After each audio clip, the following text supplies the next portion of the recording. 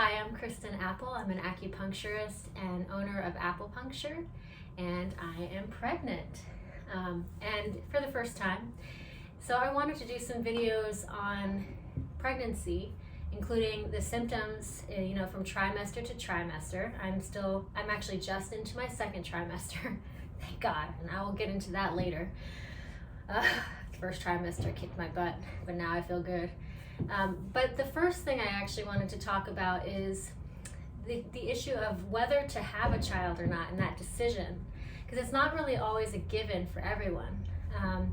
And I think I just know that there's a ton of pressure on people to have children, men and women.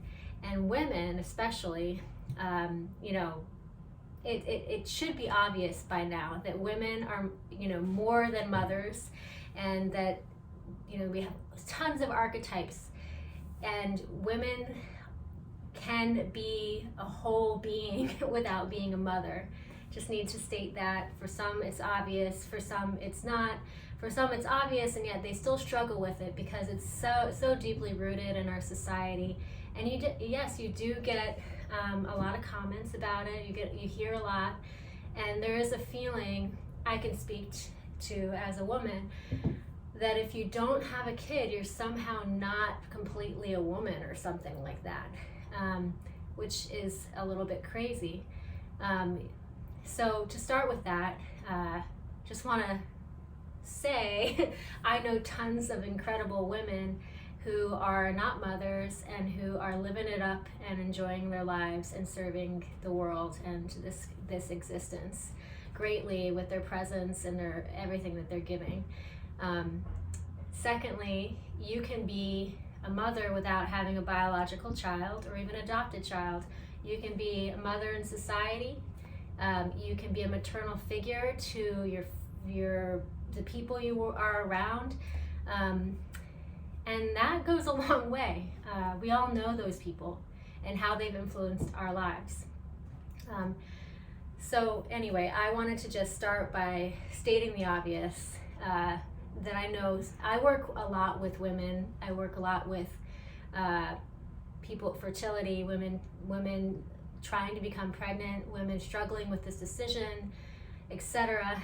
And it needs to be stated. It has been stated.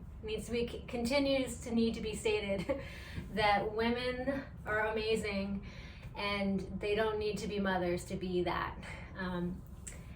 There's a book that I read in my decision, because I was also someone who needed to consider this, So I had always thought I would have children. I just assumed I would have 4 because I come from a huge family and I love people and I like family and I love children.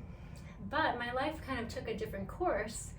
And I didn't really get to a place in life where I would really consider having a kid until now. And my husband and I met the right person, and it became clear that that was really a question that needed to be addressed.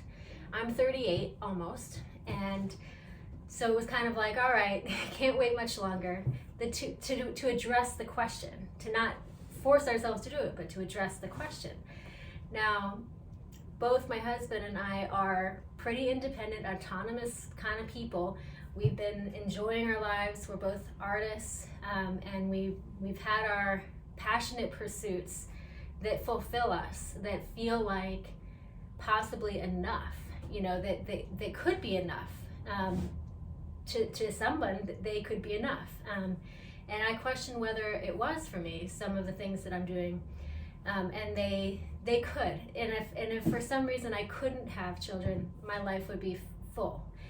However, I realized that it was kind of I had to have a real soul conversation, to take time, real time with myself, to feel what my soul or spirit or whatever you would call it was trying to tell me about this. And in the end, I heard and could feel that it was something that I needed to do in order to feel something that I needed to learn, which was to enter existence even further and become more a part of and participate more in creation, to even, to learn to be part of.